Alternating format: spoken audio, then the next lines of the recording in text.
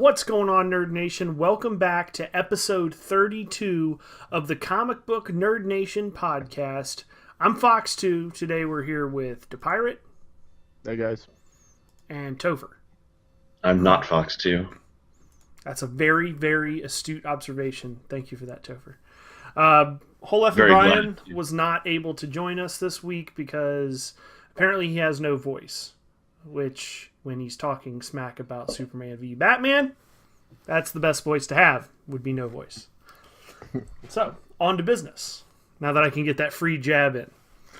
Or like Dawn of Poop. Let's talk about what we've been reading. Topher, let's start with you. Oh boy. So, I haven't had anything to talk about the last couple weeks. I did finally go to the comic book store twice this week. Once on Wednesday. Fox and I went on Wednesday, and I actually need to go back too because I didn't get Savage Hulk or anything. Yeah, the shop we normally go to, they UPS or somebody, I guess, screwed up their delivery and didn't get it to them until late, so they were still sorting through all the pull lists when we got there. So I actually went back last night and picked up the rest of the stuff that I couldn't get on Wednesday. So I bought like 3 weeks, my last 3 weeks worth of pull list stuff because I haven't been able to get there in a while. Damn, that's probably a stack, like huge stack of comics. I spent like $80, I think. It was like 3 weeks worth of crap. I'm like, oh, I'll get that and that. But that was just last night, and that was the first time I really thought about it. So, right before we started recording today, though, I did grab one out of my stack though and start reading it, so that finally I actually had something to talk about. So this week I read Deadpool versus X-Force #1. Because when I saw it, I was like, "Oh my gosh, I didn't know that was a thing!" But that looks pretty awesome. It's pretty cool so far. I mean, I don't know how many parts it's going to be, but basically, it's before Deadpool and Cable and X-Force really all get together, and Deadpool gets a hold of some sort of time travel device from the guy who, in the future will end up making, all of Cable's shit, in the distant future. And he gets a hold of a prototype and goes back to, like, Revolutionary War times and he's got a list of people he's supposed to kill, and I don't know, they haven't exactly revealed what he's there for, but it's basically him slaughtering people during the Revolutionary War, and then Cable finding out that there's some mercenary that went back in time that's screwing with the time stream, and so he assembles, a group of mutants, who will become X-Force, but they're not yet at this point, and he goes back and takes them back to go try and stop Deadpool. And this is a newer one. Yeah, this just came out last week.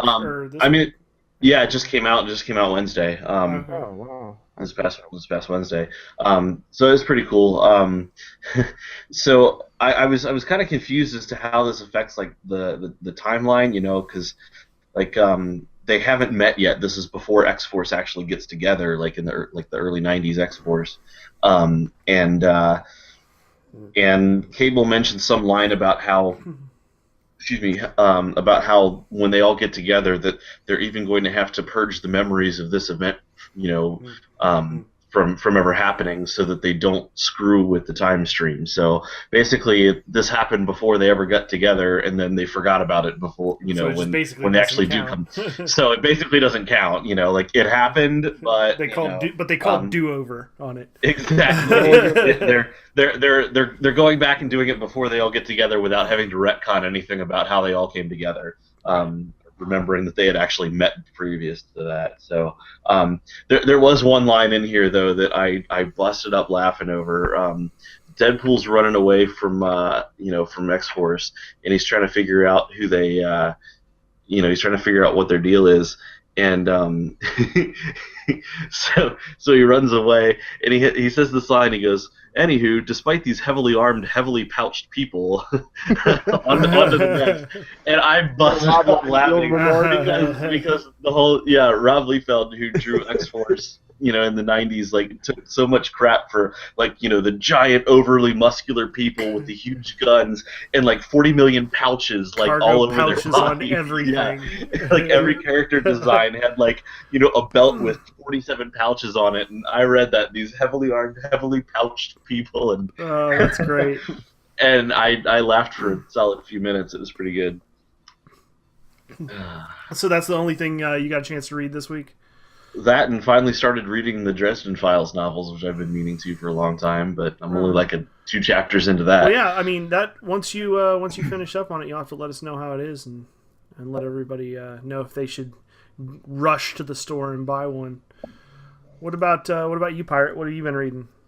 I started reading. I used to be obsessed with Ravenloft. You're TSRD gonna have to fill me in on what this is. I have no idea. Ravenloft was a Dungeons and Dragons campaign setting that was done by TSR. Oh, so this is that next level nerd shit. Yeah, this is that nerd 2.0 shit right here. Who nerd Millie type shit. All right, I got you. But anyway, so I started reading some of the novels again that I've had. I dug some of those out of parents' house, and I don't know. I liked them. They were good. Favorite one's Night of a Black Rose, or was it Night of a Black Rose? Yeah, Night of a Black Rose. So are these just like sci-fi novels that are based on like Dungeons and Dragons type of characters and stuff? Most of the Ravenloft ones are made up after the Dark Lords. The different denizens of the campaign setting. Everyone, but it has some kind of link to the campaign, like they take place in the campaign setting, and like they actually use like some of the NPCs from the game. Like if you read the like the source book, like the Dungeons and Dragons, there's like the rule books, and then you've got campaign settings. Like I'm sure you've heard of Forgotten Realms. Yeah. Okay, I've actually read some Forgotten Realms books before. Yeah, well, there you go. Then you're nerd 2.0 too. Oh hell yeah. Maybe I'm like nerd 1.5 since I didn't totally realize that was what it was. Right. I just saw the sweet dragon and the dude on the front with the sword, and I was like, all right, I'm sold. Yeah, you saw the sweet dragon, and then you saw this other guy go into the sweet dungeon, and you're like, I was like, what do you mean Dungeons and Dragons? What are you talking about? But no, Forgotten Realms and Drizzt, whom I'm sure you've heard of if you've read a Forgotten Realms book. It's been years. I mean, we're talking back in like high school. The Rangers got the pet Guinevere, the stone that turns into a panther, Guinevere. Nothing. Oh. Underdark. Yeah. Anyway, so Forgotten Realms is another Dungeons and Dragons campaign setting. Like there's the rule books, and then there's like a campaign setting where they describe like a world to play in. I see. And so like certain key NPCs and places and people, and so this is like the fringe material to add to it. Well, whenever you play a game, it's a secondary prime material world of Dungeons and Dragons. Like it's not like the normal like Forgotten Realms where it's just a regular prime material world. When you play a game like Dungeons and Dragons, like there's no board, there's no game board. You don't have playing pieces. I've played like you have to. Times. Right. Well, there has to be a world. Somebody has to create some sort of like, where are you? Are you in what kind of world are you in? And so like the campaign settings are basically just pre-made worlds with all kinds of details about cities and places and people and whatnot that you can use as a setting for your game. So you can create your story like within that world. So like Forgotten Realms is one. Ravenloft is another one that's more of like a horror-based, like think Transylvania. That's basically Ravenloft. Oh, okay. I gotcha. Yeah, I mean, they got them for, like, everything. They got Birthright, which is more like, kind of has a feel of Game of Thrones, sort of. And then there's Dragonlance. I mean, there's even ones that are even more like, fucking, like, Planescape. Planescape was amazing. That was more with the, that one was pretty much complex. A lot of philosophy in that one, but it's pretty good. But anyways, the books, the novels are basically done up after each... Think of like each area in Ravenloft campaign setting as a state, and each state is ran by like a fictional or NPC monster, but the monsters are kind of eerily similar to other monsters that are in mainstream today. Like they have one that was Mordheim, which is ran by Dr. Mordorm, which is done by he's like the Frankenstein. There's Verivia, which is done by Stradvan Zarevich, which is like Dracula. Okay, so but- it's so just they- kind of it's derivations of the existing. And they've taken other characters, like the Knight of a Black Rose was Lord Soth from the Dragonlance campaign, who did something. He was a paladin, like this honorable knight, did some shit, fucked up, got his wife and son killed, who was elf and half elf son, and then he was cursed to the demi-plane of dread, which is Ravenloft, and from there he had his own, like a world built around him to kind of like mock him in like the dead of type shit, I guess. And then he had a dwarven werebadger as his sidekick, which was pretty badass. I know what Ravenloft is, and none of this means anything to me. Because you don't know what Ravenloft is, then, brah. Do you even Ravenloft? God. Apparently not. Okay. So Right. So, what I've been reading this week, I finally was able to catch up to some degree on my comics. Batman Eternal. I read the last 2 issues of that. It was pretty good. I'm really enjoying the series, with the exception of the one book that they had that had just absolutely atrocious artwork. I was going to ask if it got better. Was Yeah, it just yeah, that the one, artwork or- is significantly better. It's back to normal the way you would expect, but for whatever reason, this one book just seemed like it was drawn by somebody that had no idea what they were doing. I don't know. I mean, Maybe it was an that's a bad artistic way- choice. Yeah, I mean, it clearly was. It clearly was like somebody meant to draw it that way, but I didn't like it at all. It wasn't very good. Maybe they didn't draw it for you. Well, I think they did, seeing that I'm a paying customer. And what else did I read? I read. If the point is to make it attractive so that new people will buy the book, and you were already buying the book, then he didn't draw it for you. That's a good point, but the cover didn't. The cover didn't That's that look sucker like philosophy. the inside of the book. The interior, the cover Cover had never nice looks like art. the inside of the book. Yeah, the cover had nice art on it. The interior of the book had atrocious art. More often than not, the cover artist and the interior artist are Or two different people. Yeah. Yeah. yeah. I also read the newest Original Sin. I don't know how I feel about that series. It's Number 2 or 3 was kind of just. Which one was the one where? I still haven't caught up on it yet. I think Winter this was like the Soldier was, 4th or like, 5th kills- one.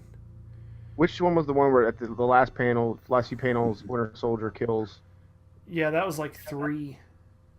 Okay, that's the last one I read. Because after that, I was like, Yeah. this is stupid. And there's like 4 and 5. Well, he didn't actually kill Nick Fury. It was Told you didn't. it was like a drone or like a Life model decoy. life model decoy of him, which apparently there's a bunch of them, and Nick Fury It's always is a life model actually decoy like of Nick Fury. Nick Fury is actually like super old. I don't know how I feel about like the whole thing. Like they're saying that like Nick Fury was the dude that like blew up the planet, like that killed the planet with the giant gamma ray bullets or whatever, and like all the monsters that Doctor Strange had found. Nick Fury had been the person to kill all the like. I don't know. We'll have to see, but I'm not particularly digging it thus far. I did read the Original Sin Iron Man versus Hulk, issue 1. Good and bad. Like, I liked the book.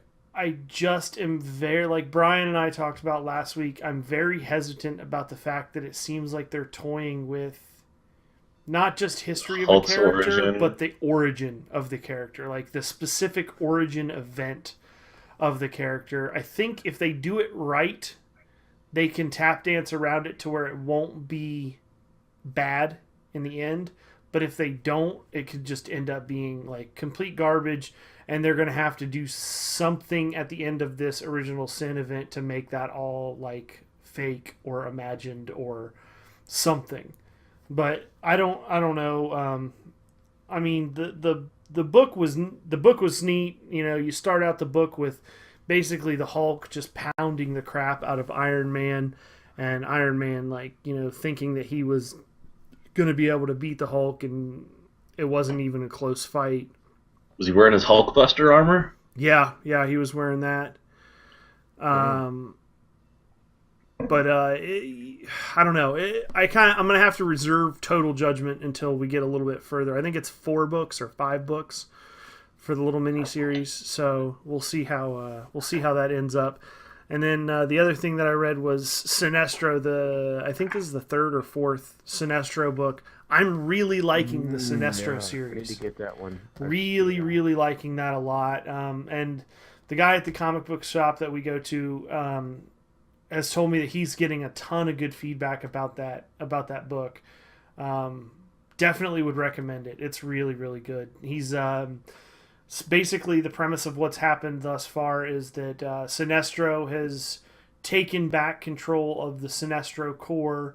He has weeded out the people who are inferior and not really deserving of being part of the Sinestro Corps, and he has found out that there are still Korugarians alive in different parts of the universe, and now he's using the Sinestro Corps to help him go around and rescue the people that are left of his race.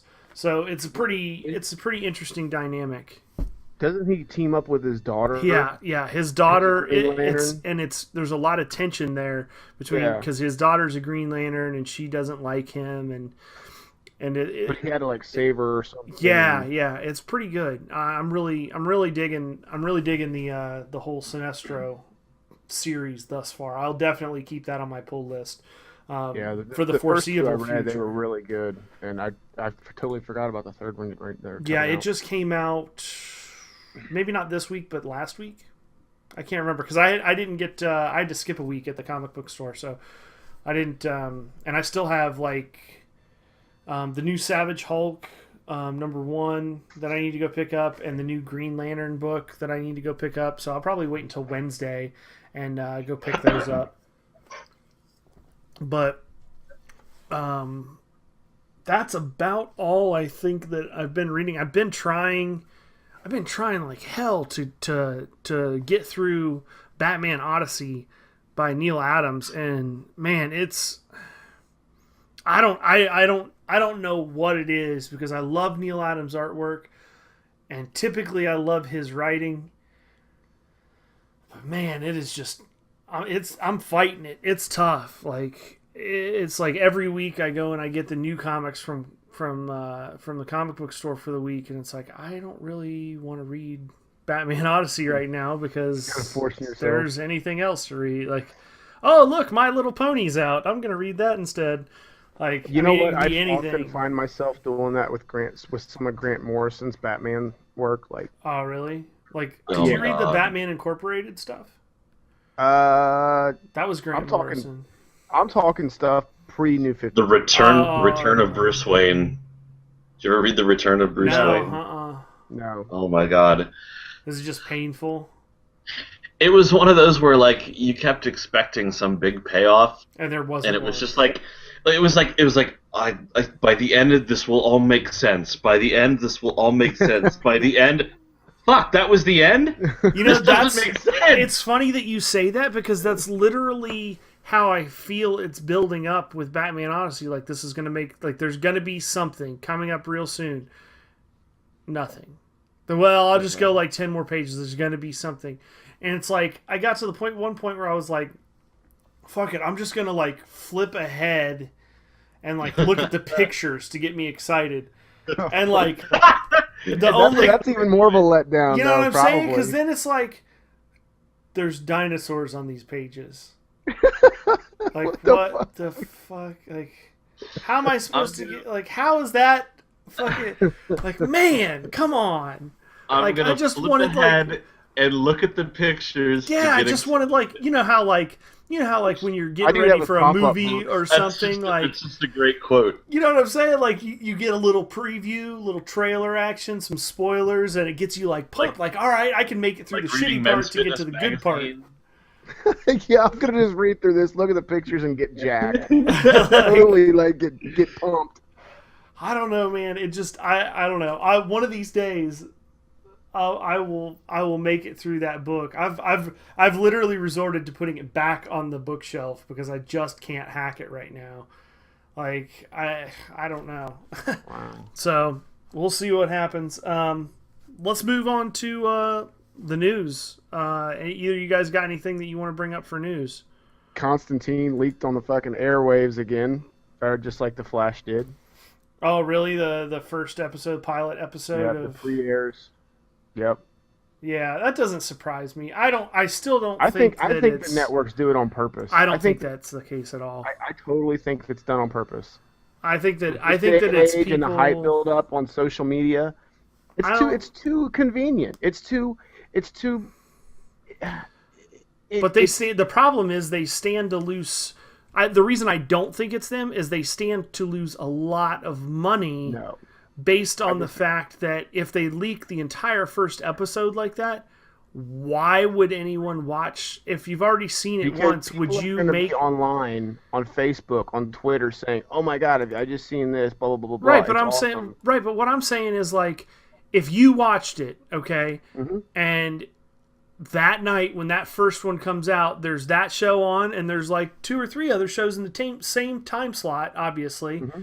And you want to see one of the other shows, are you going to watch Constantine that night, or are you going to watch one of the other shows? You're probably going to watch one of the other shows.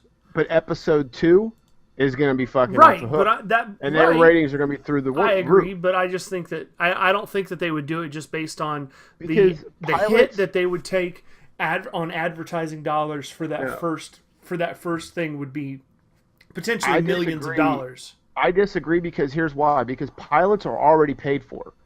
That's why they're pilots. They're already paid for. Yeah, they're already paid for, but I'm saying the marketing's already finished. All they have to do, they've already guaranteed. No, the marketing's not done. No, the advertising dollars from the commercials is what I'm saying. They're set. All they have to do is get people to watch the second one. So they throw the first one out, the pilot one out, get everybody all hyped up for it, even if they have horrible ratings on the first show, which they're not going to. Because those shows are, look at all the hype that's been cast around just casting calls and decisions and trailers. They're going to go right into the second episode, and their shit's going to be 3 times as big as the first episode was. They're already anticipating. I mean, I don't disagree with you. I don't disagree with you that the second show, like that, by the second episode, they're going to have good ratings. I just don't think that it was somebody. I don't think it was a planned action by the network. I think it was either someone. Them out. The what? They were bugged and gave out. It said like not for retail, anything like that. That's what I'm saying. They give them out. What they're doing is they're giving those out to future investors. They're giving those out to future advertising people. And what I think is at one of those companies, whether it's somebody that's potentially advertising, somebody that's potentially investing in the company, some shipping guy or some whoever that got at some point had access to that, made a copy of it, and leaked it. And then it just blew up online. They conveniently make it easy enough for it to be leaked. It's like iPhones. Apple does it all the time. They'll fucking randomly forget a new iPhone that's not out yet at a bar somewhere. They do it every time before they launch new phones. They fucking throw it out there so everybody can see it in anticipation. I don't know. I'm not completely sold on it yet. What are your thoughts on that, Topher? Do you think that the networks leak these, or they make it convenient enough to be leaked? I don't know. I mean, I think it's hard to not have stuff leak anymore these days. You know, like there's just so many hands that touch stuff like that. You know, that the likelihood of somebody getting it out. So whether they did it on purpose, I mean, who knows? I guess it depends on the quality of it. You know, like if it's something that's really good and you leak it, then it's going to drive. I mean, it's a series. It's not like a movie, you know, where if you have it, that's it. You're not coming back to pay them, you know, to earn them advertising dollars. You know, like if it's the pilot of a series and it's decent, I mean, why wouldn't you want to leak it? Shit, HBO, like right now has said, you know, they know people borrow each other's HBO Go accounts and they don't give a crap because in the end, it's just going to get people hooked on their series and they're going to end up having to buy it to watch them themselves, you know? And they've also like kept track of like pirated like numbers, and they're basing ratings now off pirating numbers. Game of Thrones, they said, was the most pirated video. They're basing ratings off of That's that. not. That's Well, they're they're not. basing They're watching definitely. off of They're it. How do you even definitely track not. that? They're How do you even They're track that? definitely not Through basing seeds, ratings off through of seeds pirated numbers. and leeches. Dude, when the Game of Thrones just came out, the last season finale, they said it broke the record for pirated episodes. I mean, that's fine, but that has nothing to do with ratings. But that doesn't factor Sure it into does. the ratings. No. It has to do with watching. No, No. not the official ratings. Dude, if you're downloading it, you're watching it. Yes, but We're That's aware all of that. no, but when that they doesn't- release that doesn't ratings, matter That's not because where that comes from. the ratings No, are not the based ratings on how number. much. No, the I'm not ratings saying are the based on official how ratings. much they make I'm on using the advertisements. term rating. I'm using the term rating Well, you're as using far it as people incorrectly. watching. Well, fuck you then. But anyways, I'm saying that they watch the show and they tell people who's watching it by who's downloading it. If you're downloading it, you're watching it, right or wrong. I mean, yes, John? but you have no idea how many people are watching it. If How many I was people to are downloading download, it? if I was to download that, who's to say that I didn't make 150 copies of it? So there's no credible 150 metric copies? here. What? No, If you made Fox- 150 Fox. copies, you made 150 copies. But Fox, there's no way I'm to pretty measure sure. Fox, I'm pretty sure that pirate is a genius. Except There you go. I'm using my own definition of the word genius that really means idiot. Oh, okay. Just like he's using his own definition of the word ratings. Right. That means something other than what the actual definition is. My point is that they can't use those, like, they can say that all they want, but Well, they obviously measure it. and that's fine if they look at it. I mean, But they can what I'm look at saying it, is look the up measurements statistics, the but measurements there's are no way they can entirely actually the track that. measurements are going to be entirely skewed for one thing, because there's really no way to accurately capture everyone that's downloaded this from every possible outlet, for starters. Secondly, there's no way to accurately measure how many people actually watched it. They may have watched a little bit of it. They may have watched it twice. They may have copied it 100 times and had 100 friends I mean, watch See, it. what I'm saying is ratings- that they measured I it have- for the fact of downloads. I'm not saying that you're absolutely right. I'm not saying that they sat there and looked over someone's shoulder and made sure they sat through and watched the whole thing. And Right, but I'm saying that I'm just that doesn't saying make that the show file any more itself valuable. Is measured. That's all I'm saying. Right, but that doesn't make the show any more valuable from an advertising. I'm not gonna argue with you about it anymore. I'm just saying what I read in the article. Okay, fair enough. Fair enough. All right, moving on to the next bit of news then. Apparently, I read that there is going to be a big storyline, like a crossover event that's going to be happening sometime this fall that is going to be all-inclusive for all of the Lantern family books, like Red Lantern, Larfleeze, the Green Lantern Corps, Green Lantern Sinestro book will be part of it. That was confirmed by writer Cullen Bunn. What do you guys think about this? Topher, you don't read this stuff. Would you tune in for something huge like that? I mean, it sounds interesting. The Sinestro thing actually sounded kind of interesting to me because, after reading Forever Evil, Sinestro coming back was actually kind of cool. So I mean, I might check it out. Yeah, I mean, I clearly I am going to read that. Like, there's absolutely no doubt about it. That's on the to-do list. What about you, Pirate? I'd read it. I mean, if it's going to have all the guys on it, from all the titles. I mean, I don't know why they haven't had more crossover issues, anyways. Because I mean, it makes sense. I mean, they're one or two's feuding with each other in some way, shape, or form. I mean, they all are in each other's sectors. I mean, I don't know why they haven't done it already. I mean, they kind of have done some. I mean, I'm thinking back to what I've read. I mean, no big ones, like though, that I can Blackest think Night. Blackest Night? They did Blackest of. Night, That's pre-New Brightest 52. Day. I'm talking New 52. Oh. Yeah, I guess you're right there. I just read War of the Green Lanterns, or Green. Yeah, I think that was War of the Green Lanterns. That was really good. That's the last one that they ran. No, 30 or 31. no, that was Uprising. Oh, okay. Yeah, you're talking about currently. There was Rise of the Third Army, or wait, was it Rise? Rise No, of the that Third Army was before. That was before Wrath of the First Lantern, I think. No, that was. Wait. Because Wrath that was Simon Jeff Baz- Johns, wasn't it? Yeah, but Jeff Johns did a. Yeah, hold on, Jeff Johns' last book was Wrath of the First Lantern. Because Wrath of the First Lantern ended, I think. Was that the one that ended with Simon Baz? Or started with Simon Baz? It started with Simon Baz. Okay, so then that was. Fuck. Hold on. Yeah, the Jeff Johns' last piece on Green Lantern was Wrath of the First Lantern. But while he's looking at that, another bit of interesting news that indirectly relates to the Comic Book Nerd Nation, I guess we'll go with that. Former Comic Book Nerd Nation podcast guest Neil Adams was recently on another podcast, and he How was. dare he? I know, cheating right? on us like that. I know, God.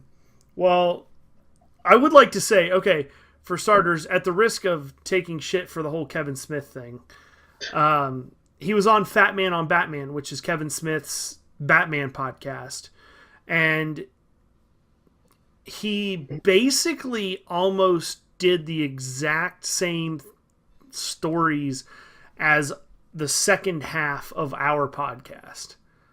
So, like, in all honesty, like, he's been on 5, I think, episodes, 4 or 5 episodes of Fat Man on Batman, and basically all that they've covered is what we covered in like an hour and 15, hour and 20 minutes on one episode of our podcast. So suck it, Kevin Smith.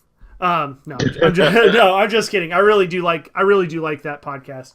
But what I was saying is one thing that they were talking about was his thoughts on the show Arrow, because as we know, he had a lot of influence on the character Green Arrow, and he's told Kevin Smith during the course of that interview that he has been approached relatively recently by writers from the Arrow staff, and they were talking about potentially bringing the character Ra's al Ghul to Arrow, like Wow. the actual, not just like talk about him or whatever, but like actually bring him on and do something with him, which I thought was pretty interesting.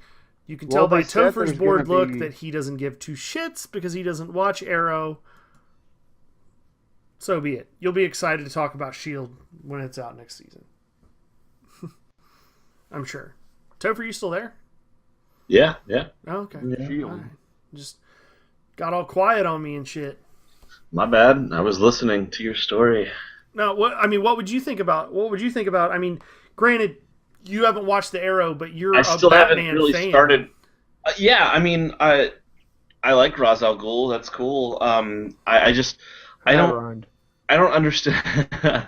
Do you think a character of that magnitude, though, like an auxiliary character of that magnitude with that kind of, clout, could make it on a show like Arrow? Because that's a pretty prominent Batman character. That's not like a... and that's my only hesitation here is I don't get, like, they're doing Arrow, okay, and I mean, like, I'll admit I haven't read a ton of Green Arrow stuff. I don't know, like, all the secondary characters that are pretty much specific to him, but it seems to me like they're using this show to, like, branch out, and, like, they're pandering. like, next season I've already heard that Harley Quinn's going to be in it, and Well, she was already kind of in it once. He was actually filmed in the season finale, but then they edited her scene out.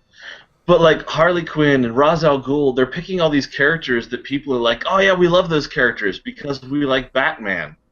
No, Okay, they picked Harley Quinn because she was in the Suicide Squad. Ra's al Ghul has been in Green Arrow. Yeah, comics. but I agree with Topher that the average person that's watching television that maybe is not a huge comic book reader would hear the name Harley Quinn or Ra's al Ghul for that matter and think, okay, either one, they're going to think about the Nolan movies that they saw and be like, oh, Ra's al Ghul, okay, I like Batman. Or they're going to hear Harley Quinn and be like, oh shit, Batman video game. I love Batman. I'll watch that show. They're not going to necessarily think Suicide Squad unless they're more of a tried and true comic book reader. I would think they would think more of the cartoon than the video game. I don't know, man. But she is in the video game a lot. Yeah, I mean, I guess the cartoon maybe, but I guess maybe. I don't know. It's the video games around Batman have gotten so huge. I mean, they're just like absolutely. Those video games. I think I read a statistic somewhere that the video games make more than the movies do. Wow. Yeah, which is fucking impressive. That's crazy. I mean, granted, you have to think that a movie ticket costs like, we'll say $15. Well, we'll say $12 average across the country. So you're like or something 4 like to that. 1, 5 to 1 almost on a fucking video game. That's what I'm saying. Like one video game's like $60. So financially, you've got, you only have to sell one video game for every 4 people that go to the movie.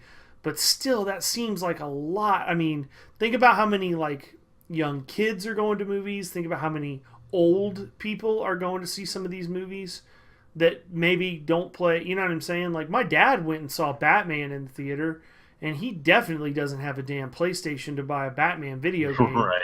You know what I mean? Yeah. There's plenty of people that fall into that category, and I'm sure you both could name a handful of people that would go see another Batman movie or another Superman movie or the Guardians of the Galaxy movie that's coming out real soon. A ton of people. I got approached just this week by somebody at work that was like, what's the deal with this Guardians of the Galaxy stuff? I don't have a clue what this is, but I'm definitely going to go see it because it looks exciting. Yeah, I got tons of friends. And it's like, that's awesome, dude. I mean, this comic book trend, the comic book nerd industry, if you will, is taking over the fucking world, and I love it. We've been outcasts and everything our whole lives, and now we're about to be like the fucking pinnacles of popularity because everything that we've been studying up on for the last 20 years is now becoming popular. It's like training for the zombie apocalypse. Hey, could a man wearing a purple suit like this lie? I'm just saying. Hey, okay, Doug, Fox, I'm going to take issue with what you said there. The stuff that we like might become popular, but you never will be. Fuck you. It's all right. Fact. Science. Science. Science. Oh, my God. Okay. All right. Well, now that my dreams have been totally, completely shitted on. I'm sorry. That's I feel bad. Not really. So you're unpopular. I'm an idiot. What something I think that we should just talk about briefly. Unfortunately, I don't think any of us got I think we were all busy with other stuff and we didn't get to go. Like a week and a half ago was the Derby City Comic Con in Louisville, Kentucky, which is a big deal for us because of, even though we didn't get to go and support it, it's a big deal for us because one of the first people that really gave us a shot, so to speak, as a podcast and really took us seriously was Chuck Moore from the Derby City Comic Con, owner of the con, organizer of the con. And I checked out a lot of his articles about it on comicrelated.com. There's a ton of pictures up there. It looked like it was an absolute smash hit.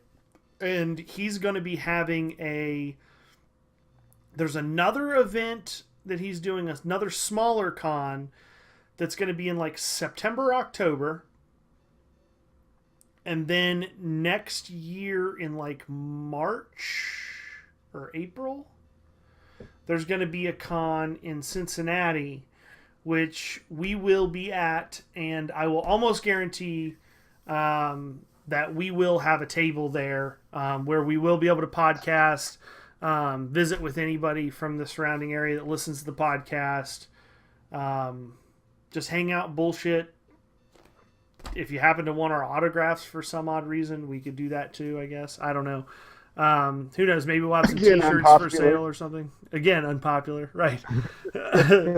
So, but yeah, no, I just wanted to take a minute and congratulate Chuck on another year of the Derby City Comic Convention. I think that was something that we need to at least touch on for just a second. So, Topher, what other you got some more news over there? Yeah, let's see here. Just a couple little quick things. The creative team on Wonder Woman is changing. I guess Brian Azzarello and Cliff Chang have been doing it for the most part since New 52 started. Really, I've heard that that's been an amazing series, actually. Yeah, I don't know. I've heard it's been pretty decent. But the new team is going to be husband and wife, Meredith and David Finch. She's going to be writing, and he's going to be doing the artwork. And I don't really know anything about them. But I always find it interesting to see, like, you know, a woman writing a female character, because it seems like I don't know, it seems like they always do it better. What's the lady that writes Batgirl? Gail Simone. Gail Simone. Yeah, yeah, I've heard really great. I haven't read much of her stuff other than what was like in Death of the Family. I read. You know what? I started reading because I was reading Batman, and then I read and then when I read Night of the Owls, I read like the collected one that had, like, you know, the side issues from all the other, you know, Bat Family titles, and I read the couple issues of Batgirl that were in there, and they were so good. They were some of the best in that book that I actually went back and started reading her series from the beginning. How was it? I've read like the first dozen or so, like I up to Death in the Family, so I really haven't even read. I haven't caught up on that, but they've been really good so far. I mean, she's written that character incredibly well. I think I mean, I really like what she did with that book. It kind of, you know, she has a really good personality, really strong personality. I like the character, like her motivations, you know, like trying to, you know, be, you know, a legitimate hero, prove it to herself, prove it to other people. Like it was just, it's written really well. Like sometimes a book, you know, a lot of times with Batman type stuff, you know, you've got like the dark and brooding, and, you know, you've kind of got like eerie stories, and you know, but like the character development in her series, I think is done really well. So so yeah, I keep meaning to read more of it. I didn't necessarily stop. I just I'm in the middle of reading like 20 million things and never have enough time to catch up. But no, I always but I always like to see, you know, like more women writers and artists getting involved, because for a long time, you know, the comics industry wasn't very receptive to that, and it was hard it's just to. Good for the industry as a whole too, because it's good for the industry. It's more good female for readers will be apt to Right. try that out. And a lot of times you get, you know, complaints like sometimes it's hard to write a character of the opposite gender and have it be relatable to readers of that gender. Yeah, you I see know, what you're saying. like, you know, so having a woman write, you know, Wonder Woman, I think will, you know, make it even more accessible to more people. So I think that's pretty cool.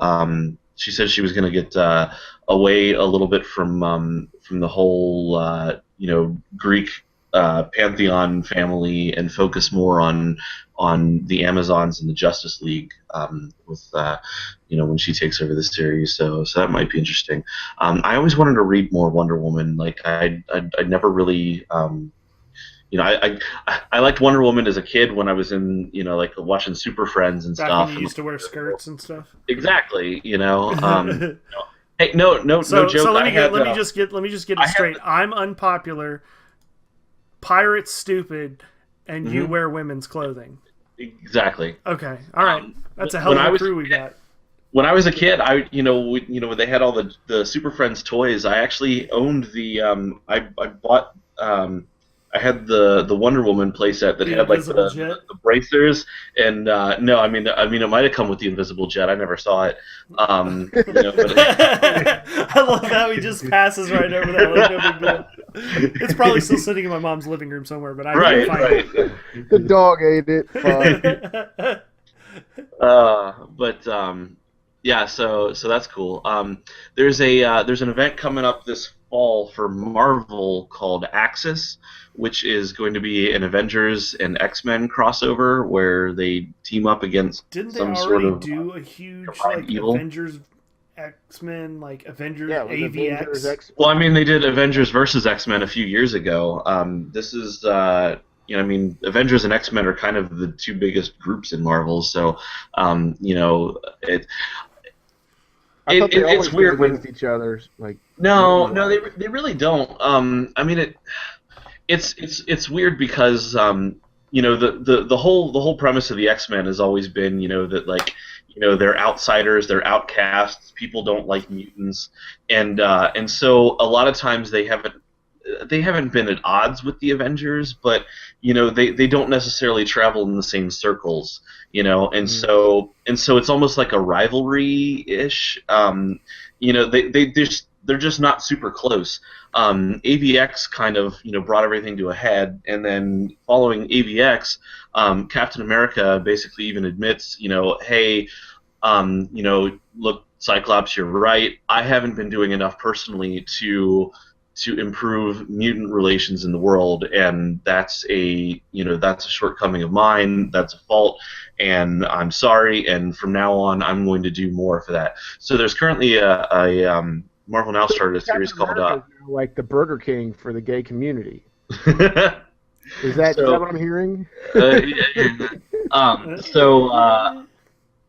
Nice so tap dance around the subject there. Okay. They actually started a series called Uncanny Avengers that I'm sure you've seen on the shelves. Mm-hmm.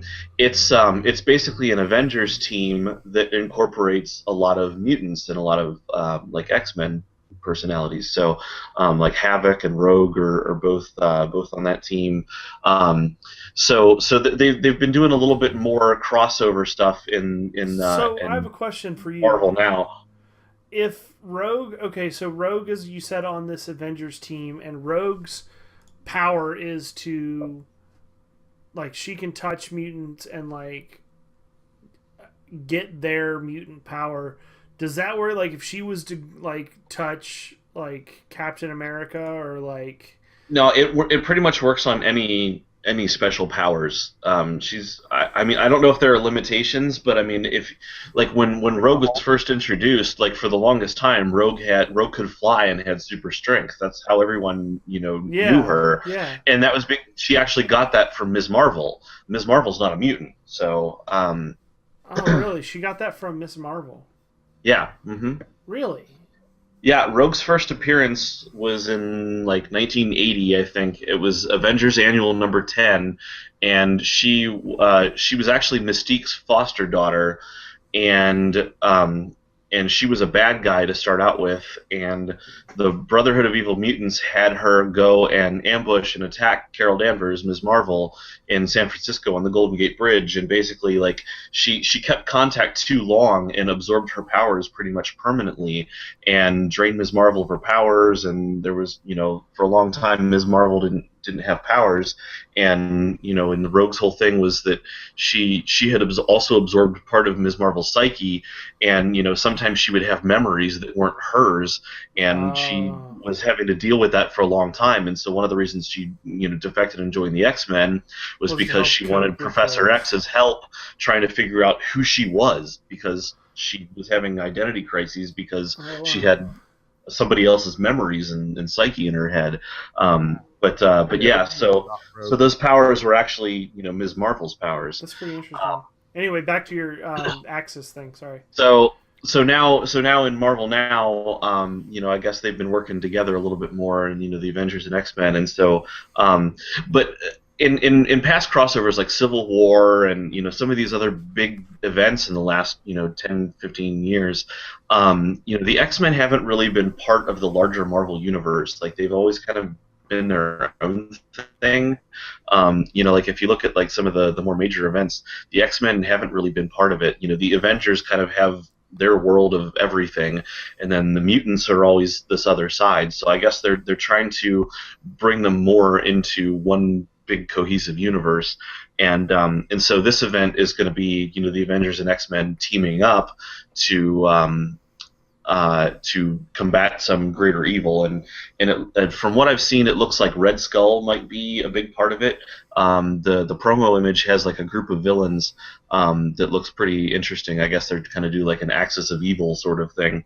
But Red Skull's actually wearing armor that looks like Onslaught from the 90s, which was like, you know, Magneto and Professor X. Like, it's like he's combined to, you know, it was a big crossover then, so that looks interesting. But they announced that there's going to be a couple spin-off titles for Axis dealing with Carnage and Hobgoblin. Nice. So apparently the Carnage one is going to be pretty cool, and they're talking about a major status quo upheaval, you know, coming to New York for Spider-Man and whatnot, dealing with this Carnage book. So that could be interesting. Huh. What about Pirate? Do you have any other news that you wanted to touch base on real quick before we call it a day? No, I can't. I got a couple more if you want, real quick. Oh, okay. Yeah, sorry, I didn't mean to cut you off. They released a new promo image for Batman v Superman: Dawn of Justice. Since Brian's not here, I don't know if you guys have seen it yet, but it's basically Henry Cavill as Superman standing kind of sideways in a rainy Gotham, you know, with like a very dark, you know, Instagram filter. Yeah. And you know what it reminded me of was like the Twilight posters. Oh my god, it does. Doesn't it? Oh like, shit, it does. The background looks like it's. I mean, the Superman part of it looks badass. Like, he looks pretty fucking badass, but the background looks like something straight out of a fucking Twilight like movie teaser image or some shit. Like how dark and dreary and everything's almost to grayscale. Well, I think what everybody's saying is that's supposed to be Gotham, that Superman's going to be in Gotham, and so the dark, dreary, rainy, smoky, you know, grays is him in Gotham. That's weird. I would think that would have been Metropolis after he fucking destroyed half the city in the last movie. Well, right there. I mean, there's no Metropolis left for him to stand on rooftops, so he destroyed it all. That's a very valid point. But I mean, Zack Snyder has said that Superman will be in Gotham during the movie, so I mean, I guess from a poster, everybody's pretty convinced that that's going to be Gotham. And speaking of Gotham, they've announced DC's announced that there are going to be 2 new Batman titles launching in October. Did you guys hear about this? No, I heard. They're going to be shows or no comic series. Oh, okay. That reminds me of something else. Never mind, but go ahead. They're gonna be more offshoots. They're you know, Gotham related, but the first one's gonna be called Arkham Manor, and it's described as Wayne Manor getting remade into basically Arkham Asylum. It's gonna be like the local psycho dungeon. It said they're going to be new ongoing series, and that they're going to be in continuity. So the thought is that at some point something's going to happen in Gotham that's going to kick Batman out of Wayne Manor, and I imagine it'll be something that happens in Batman Eternal, probably. The bad guys are going to be running it. So what else you got? What was the other title?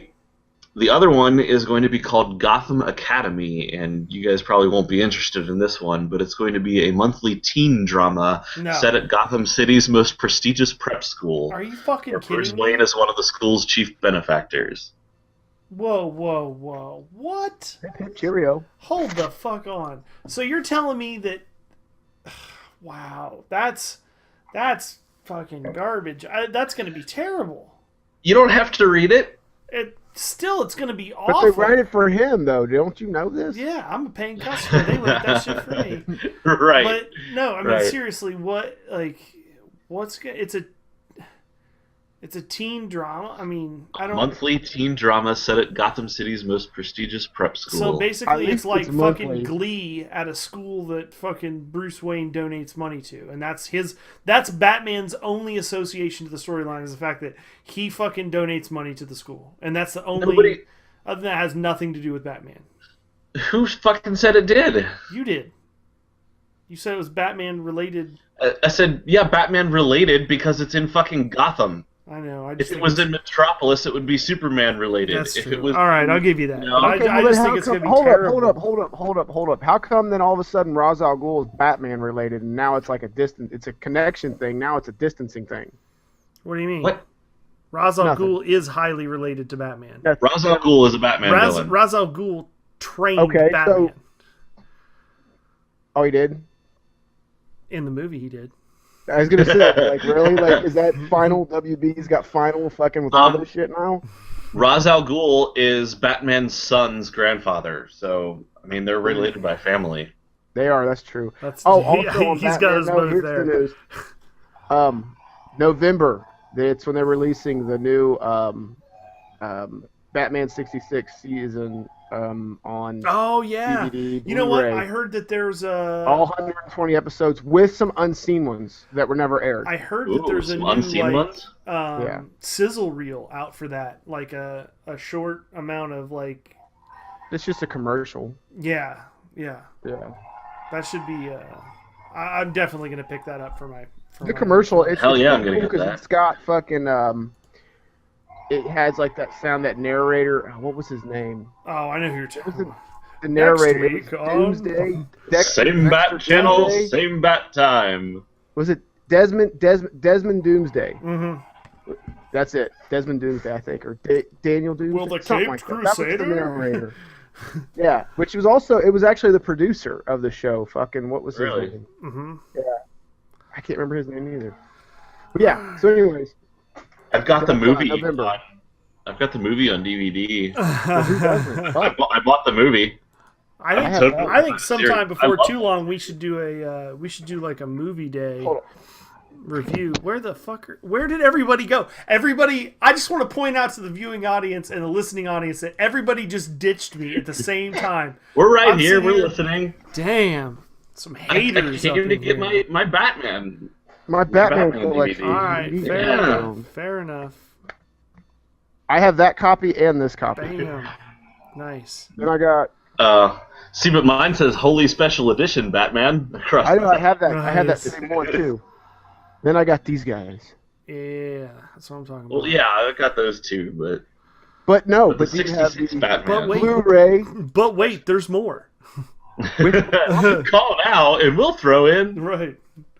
For $9.95. I think that we should do a like a watch along type, like cue it up and have it on in the background or something where we can just like add our own commentary. I've been track saying or that something. forever, and everybody bitches. So Yeah, we should think about doing that at some point. I don't know. We'll see what happens. But regardless, we are unfortunately, or fortunately, depending on who you are, out of time for this week. As always, I'm Fox2. We got the Pirate See you guys. and Topher. Same bat time, same bat channel. Boo-doo-doo-doo.